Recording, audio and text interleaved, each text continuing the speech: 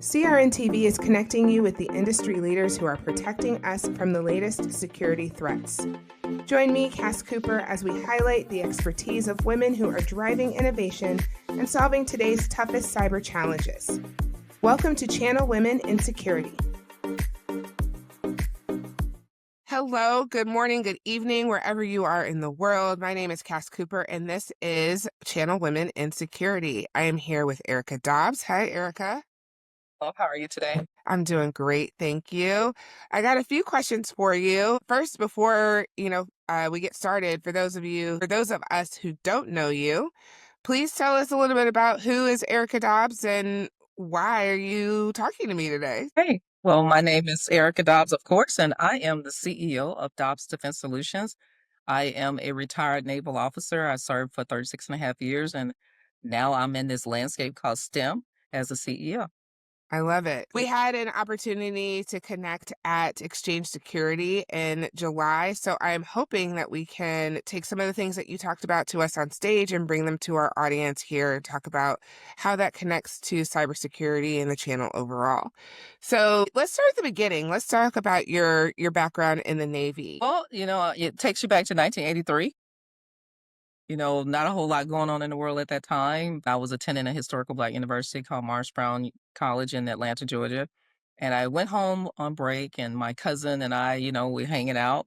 And my cousin said, "Hey, let's join the Navy." Very shielded kid, had no clue what she was talking about.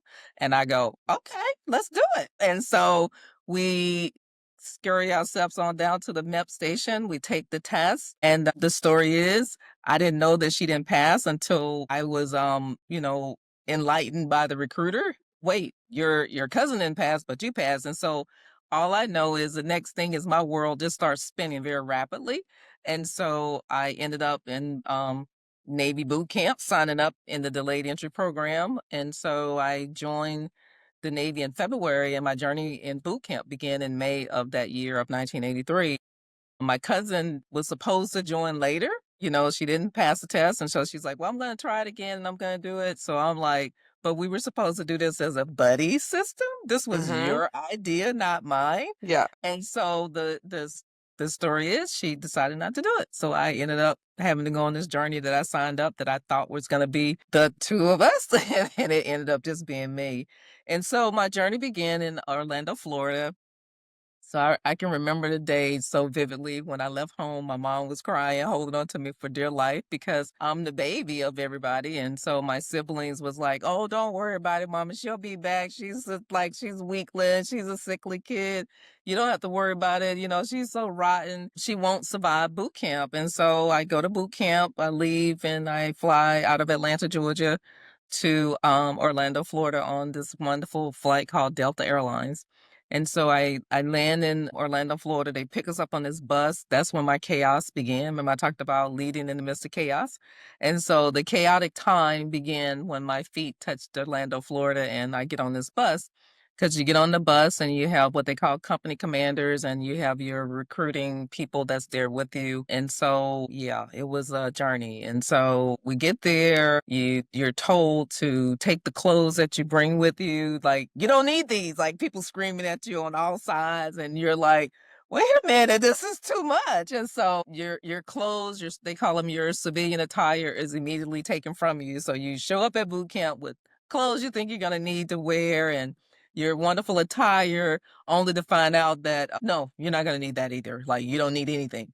And so they take you through this gamut of medical examinations and immunizations. And so you're standing in line like cattle getting shots. And that part was really traumatic for me because you didn't just have one person saying, "Hey, we're going to give you a shot now."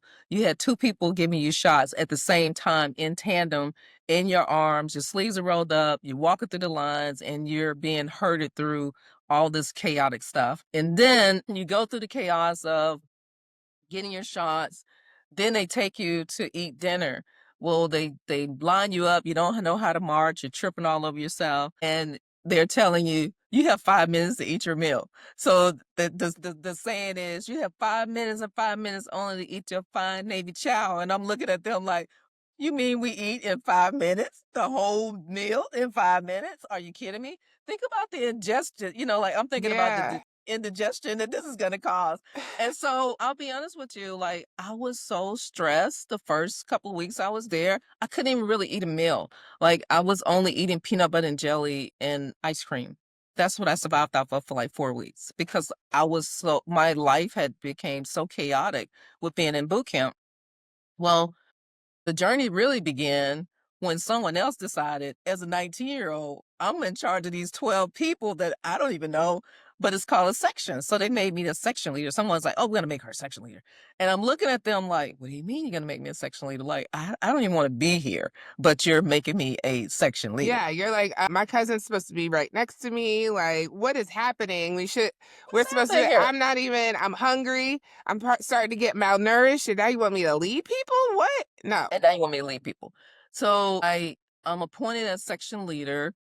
And what that meant was that it was my job to get them downstairs in line, making sure everybody had everything they needed, your backpacks, your books, your papers, and it was like policing kids. And so we're going to our training session. So like when you're in boot camp, people don't realize you actually go to school. You go and learn military Oh, I didn't history. know You're that. you're learning, yeah, people don't know this. Like you're really in school, you're again trained on military protocol. You're learning how to survive in the Navy. You're learning, like, if you fall off a ship, how do you survive? Like, you're learning survival skills. You're learning how this environment works. You're learning how dangerous it is. You're learning how not to hurt yourself in this new domain called the United States Navy. And then, wait, they have a mock Navy ship right there on that grounds.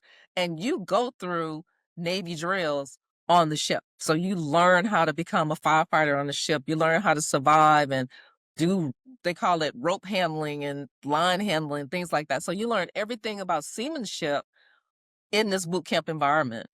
And so the other thing you learn is the danger. So the danger is that you're placed in a gas chamber. I'll let you suck, like just marinate on that for a moment, with gas. They actually fill the room with gas. Mm. But you have your protective gear on, but the gear that you have on is designed to leak. So all And it's those the movies that we see, that's like real, real. So it's tell real. me a little bit about like how that has shaped your career today. You talked a little bit about, leading through chaos and all the things. So you go from your nice, comfortable life as a college student, youngest in your family, nobody thought you would survive. You hit the ground running, literally, and they come and you've got all these things, all these compressions around you. I guess my real question is, as a CEO, what does that do for you now? So much. Yeah. Like, my whole naval career is the reason why I'm a successful CEO today. Say more about Because that. yeah, so every aspect of my military career, I was always placed in the uncomfortable environment. Like, I was the change maker. Like, my job for 30 years was to go in to disruptive environments, chaotic environments, and like most people use the term, put the wheels back on the bus. So my job was to create normality, Mhm. Mhm. period. It was to go in with a strategic set of eyes, find the holes, and do change management. So that was my job. So you think about, as a young kid at 19, had no clue that someone saw inside of me that that's what I was. And so every one of my assignments over my naval career was just like boot camp. Someone always saw the leader in me and they would say, Erica, we need you to fix this. So I was the fixer for every environment. So what does that mean as a CEO? So what that means now is that, okay, I'm in this domain called IT cyber, but I'm the CEO of a company. So now I'm in an unknown territory because I'm used to the military environment. I'm very well versed in that side. But now I'm in another chaotic moment where I'm launching into this thing called business, right? And being the CEO, and I'm in the commercial environment, the DoD environment, and now I'm learning how to navigate that. And so my military discipline, it taught me how to take the take the hits. Like when someone say, well, we don't want you because you're a girl. Like, what does that sound like? I've been in environments where I thought that I was being redlined because of my ethnicity, and it just blew me away when I found out that a bank was actually discriminating against me because I was a woman. They had nothing to Mhm. do with my ethnicity. It was just because I was a girl. And Mhm. they shared it with me. So I'm like, okay, how does that work? Well, think about it. If I was not disciplined from my military days, I probably wouldn't have handled it with ease. Yeah. But because of that, and because of the no's, and because of the discriminatory challenges that I've incurred, I learned one thing, and that is no one controls your dream but you, Mhm. Mhm. right? And all of these no's are my vitamin. Yeah. Like, what I do with that is, okay, you're closing the door in my face, then you're just energizing me. It's just like taking your multiple vitamins. When someone say no, it's my multivitamin. Okay, Yeah. I'm gonna go and get this energy inside of me, and I'm gonna make you regret that no, Yeah. right? I totally hear that. So let's talk a little bit about, this is the Channel Women in Security podcast. So let's talk a little bit about zeros and ones, as I like to call it. So you held very critical cybersecurity roles in your career as an officer in the Navy. And that, led you to the private sector where you are now. So what specifically about the experiences you had in cybersecurity and the Navy help you as you make decisions now, either working, in national security with the Department of Defense? There's a lot of different things that you're able to operate in, but you also bring that to the private sector. So how do those things interact, and help you continue to be the great CEO you are? So because we're a clear company, I'm gonna have to kind of taper some of the And, I had a feeling that you would say that. I'm not asking for any kind of yeah. codes or anything. We can No, keep you're it very fine. high level, you know what I'm saying? Yeah, but we're gonna keep it high level. Yeah. So I will tell you that let's talk about my naval career on board an aircraft carrier. So when I was active duty, my job was to manage the communications for this aircraft carrier. Well, the aircraft carrier is really equivalent to a metropolitan city. So you think about someone who's charged with providing all communications, no matter how small or minute it may be. My job was to manage that for 6,500 clients at one time. So what did that do for me on the business side? It taught me that when I share with potential clients, I can say that as a CEO, we have the experience of supporting a metropolitan city. So surely we can support you with whatever your requirements are. In those environments that I was in, I managed satellite communications, I managed drones, I managed cryptologic equipment, I managed networks as well. But everything, even to weapons being launched, planes taken off the decks, and in addition to other ships in the surrounding areas, it was my job to make sure everybody was equipped with the right solutioning, meaning frequencies, crypto, IT devices, and as well as, access to multimedia and the news. Like, Hmm. we still need to have the news as well. So with that being said, my job today, it hasn't changed. Like, we're still mission focused, mission oriented. We still help support the mission of our nation. And so to me, being able to transition from being in uniform directly into an environment where I'm still serving and I'm still giving back at the same capacity, but just not in uniform, but as a business owner, it's very rewarding to be able to say that we're still impacting our nation's security in that capacity. Yeah, that's really powerful. And I think we often think of how, private and public or military sector is like separate, but I don't think a lot of people realize how interconnected everything really is. And I love that you said that it's not just about, building something for your clients. It's about understanding the intersections that allow our nation to remain secure Yes. and still serve our community in this specific way. Because I think that's a unique take when it comes to cybersecurity. We don't necessarily, we hear about making sure people's data is protected, but we don't think about how that's actually helping people be protected. Because if you don't have secure data, If your information gets leaked or you're the victim of ransomware or whatever that looks like, that has real life people implications. Of course. It Yeah. it it can affect a lot of things, and I think that a lot of time when you're operating as a MSP and a MSSP, that gets lost in translation that, yeah, we're doing what we need to do for our clients, and it may appear to be a mundane task, but Mhm. on the other side of it, like, if you look at the bigger picture, that client that you're taking care of may be affecting world crisis or something Mhm. in the world. Mhm. You wanna make sure that every day, no matter what size the project may be or who the client is, operate as though it's gonna affect the mission because it really does, no matter what you do. Yeah. Yeah. We used to say in events, well, to me this is just a regular event, but to the client this is their Super Bowl. So you got to treat it like it's the most important thing because Prime to time. them it is the most important thing. Yeah. So, how does that help you with decision making, right? Sometimes it's making big decisions, but sometimes it's a lot of little tiny decisions that add up to a big decision. So, how did your history and your background help you with that? So the role that I had in the Navy was always to be the decision maker. It was a lot of stress, to be honest with you, because the decisions that I had to make when you look at it was life threatening.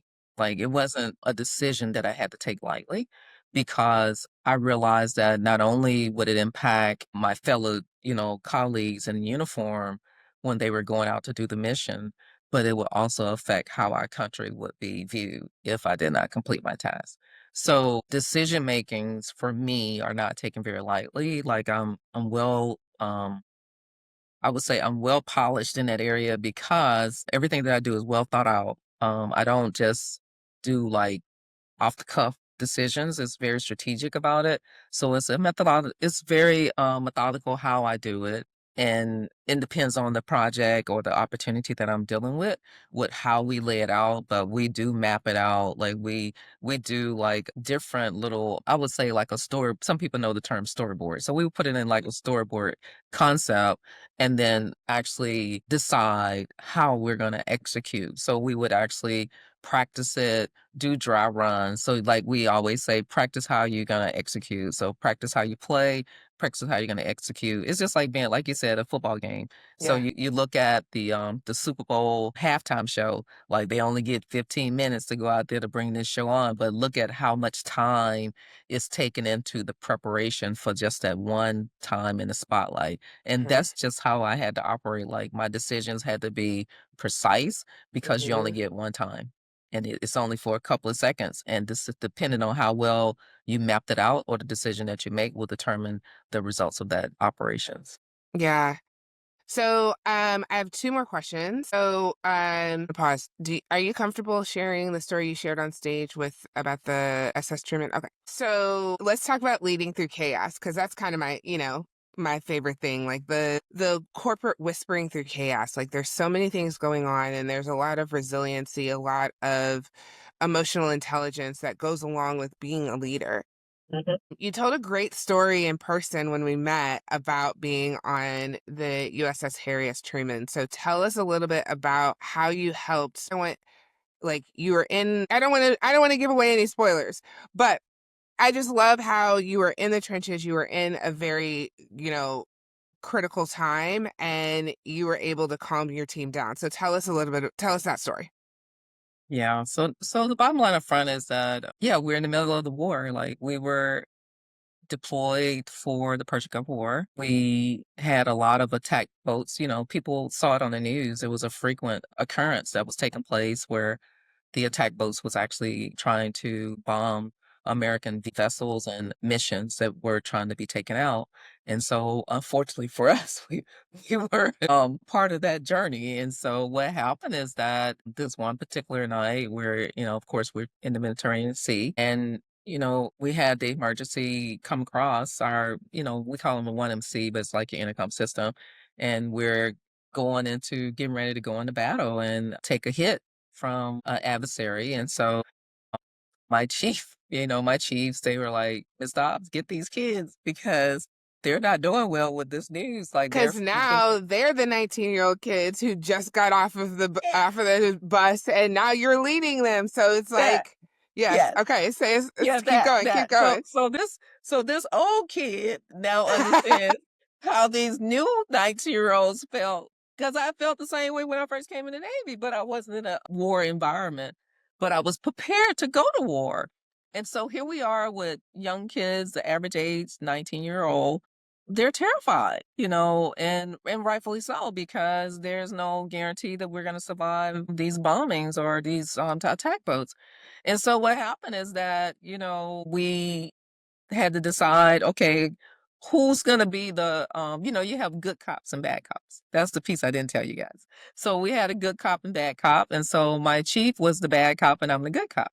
And that was always our regimen in our work center to keep our sailors calm at all times. And so because I was a good cop, it was like I was mom for all of them. So that was the regimen that we had. So this particular day, we had a couple of them. I had like 3 or 4 of them that were just like completely uneasy about it. Like they were terrified. They were crying so badly that they literally had their heads laying in my lap.